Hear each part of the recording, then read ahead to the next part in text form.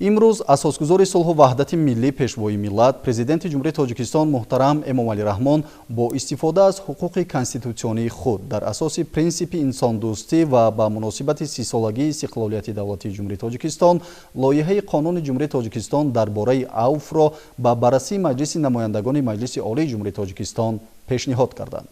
бо мақсади қабули қонуни мазкур бо фармони Президенти Ҷумҳурии Тоҷикистон иҷлосияи ғайринавбатии Маҷлиси намояндагони Маҷлиси Олии Ҷумҳурии Тоҷикистон рӯзи 6 сентябри соли 2021 даъват карда шуд.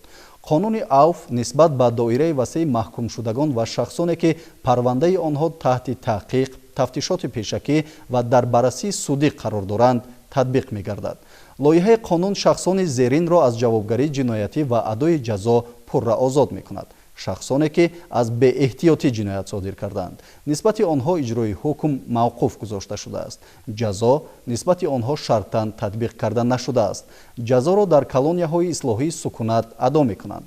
шартан пеш аз муҳлат аз адои ҷазо озод шудаанд. ба ҷазои дигари ба маҳрум сохтан аз озодӣ алоқаманд набуда маҳкум шудаанд.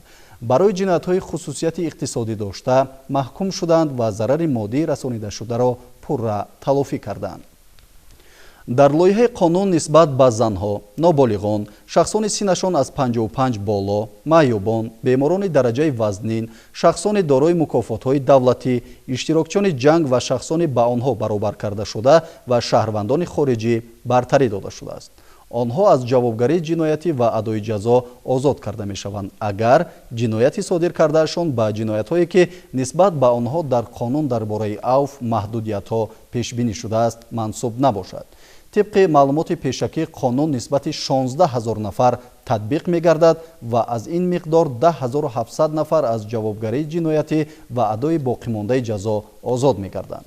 аз ҷумла 800 нафар гумонбаршавандагон ва айбдоршавандагон, 350 нафар судшавандагон, қариб 3000 нафар маҳкумшудагон ва аз муассисаҳои ислоҳӣ, 1900 нафар маҳкумшудагон аз колонияҳои ислоҳии сукунат ва 4650 нафар маҳкумшудагон аз нозироти корҳои ислоҳӣ озод карда мешаванд.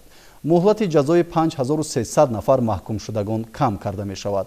авф нисбати шахсоне ки ҷиноятҳои махсусан вазнинро бо ҳолатҳои вазнинкунанда содир намуданд, инчунин онҳое ки қаблан дар асоси Қонуни Ҷумҳурии Тоҷикистон дар бораи авф аз 25 октябри соли 2019 аз ҷавобгарии ҷиноятӣ ё адои боқимондаи ҷазо озод шуда буданд ва боз ҷинояти қасдона содир карданд татбиқ намегардад.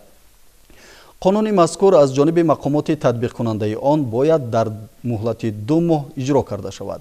Суди Олии Ҷумҳурии Тоҷикистон, прокурори генералии Ҷумҳурии Тоҷикистон, вазорати корҳои дохилии Ҷумҳурии Тоҷикистон, вазорати адлияи Ҷумҳурии Тоҷикистон, кумитаи давлатии амнияти миллии Ҷумҳурии Тоҷикистон, агентии назорати давлатии молиявӣ ва мубориза бо коррупсияи Ҷумҳурии Тоҷикистон, агентии назорати маводи нашъавари назди Президенти Ҷумҳурии Тоҷикистон, мақомоти иҷроияи ҳокимияти давлатии Вилояти Мухтори Кӯҳистони Бадахшон, вилоятҳо, шаҳри Душанбе ва шаҳру ноҳияҳои тобеи ҷумҳурӣ вазифадор гардиданд ки баъди 2 моҳи мавриди амал қарор гирифтани қонуни мазкур дар хусуси иҷрои он ба Президенти Ҷумҳурии Тоҷикистон ҳисобот пешниҳод намоянд.